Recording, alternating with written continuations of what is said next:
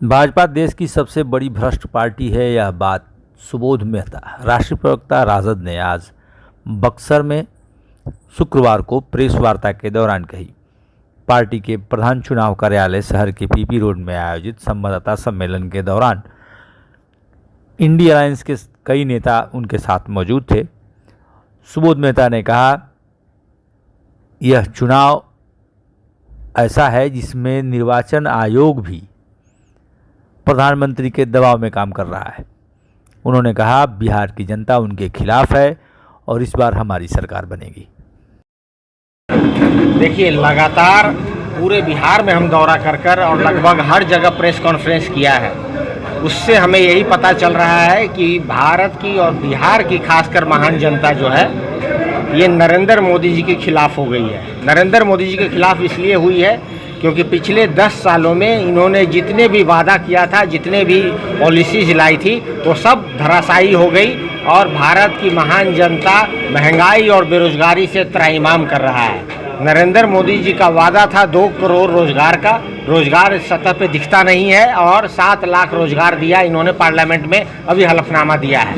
नरेंद्र मोदी जी का वादा था कि डबल इनकम कर देंगे हम किसानों का। डबल इनकम तो छोड़ दीजिए, 28% इन्होंने किसानों के ऊपर जीएसटी और खाद का दाम तिगुना कर दिया है। इनका वादा था कि महिलाओं को हम सशक्तिकरण करेंगे, लेकिन आप देखिए जिस प्रकार से मणिपुर में महिलाओं का चीरहरण हो रहा था। माननीय प्रधानमंत्री बेटी बचाओ बेटी पढ़ाओ की बात करते हैं, माननीय प्रधानमंत्री पर्दे के पीछे कार की तरह छुपे हुए थे और एक शब्द भी उन्होंने नहीं बोला।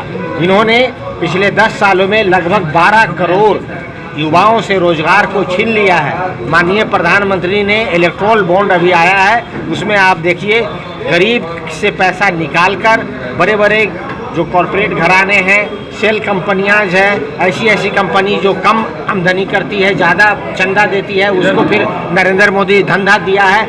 इन कंपनियों को नरेंद्र मोदी ने पैसा लेकर जो है अपने इलेक्शन कैंपेन में लगाया है और आज भारत और दुनिया के सबसे जो है 10 सालों में सबसे अमीर पार्टी हो गई है। आप जानते हैं गरीब का पैसा है। इतना ही नहीं, पिछले 10 सालों में कॉरपोरेट घरानों के लिए लगभग 12 लाख करोड़ इन्होंने माफ़ किया है।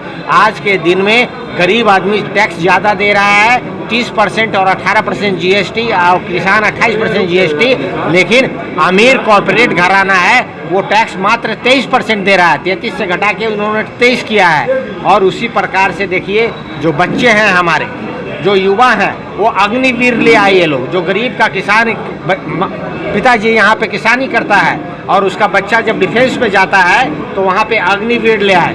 22 साल का लड़का रिटायर हो रहा है, 75 साल का आदमी जो है प्रधानमंत्री की रेस में तीसरा बार कूदा हुआ है। इतना ही नहीं, इन्होंने जो वादा किया था कि हम जो है आएंगे 15-15 लाख लेकर आएंगे। 15 लाख तो छोड़ दीजिए, स्विस बैंक का अकाउंट का डाटा छोड़ दीजिए, ये तो एसबीआई का डाटा नहीं दिया इलेक्ट्रोल बॉन्ड में। तो मजबूरी में जो है सुप्रीम कोर्ट ने ये इलेक्ट्रोल बॉन्ड का डाटा आज हमारे सामने।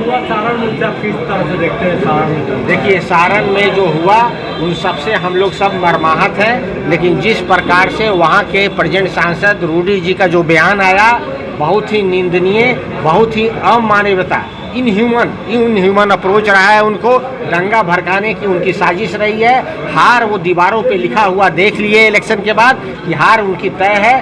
बौखलाहट में इस तरीके का बयान, इस तरीके का कांड जो है उन्होंने करवाने की गहरी साजिश है भाजपा की कि किस प्रकार से हम लोगों को बदनाम कर हार उनके सामने है, ताकि छठे और 7वें फेज का जो है वोट जो है उस पर हम लोगों को वो टेम्पर करें, इसकी वो साजिश है।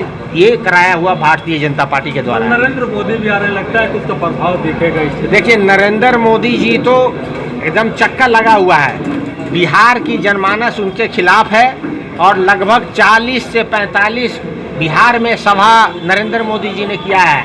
न भूतो न भविष्य, कोई भी ऐसा पहले का प्रधानमंत्री नहीं है जो लोकसभा के इलेक्शन में एक राज्य में 45 सभा किया हो। उस 45 सभा का पैसा कहाँ से आ रहा है? इलेक्शन देखिए, इलेक्ट्रोल डेमोक्रेसी में 2 बात है, पार्टिसिपेशन और कंटेस्ट।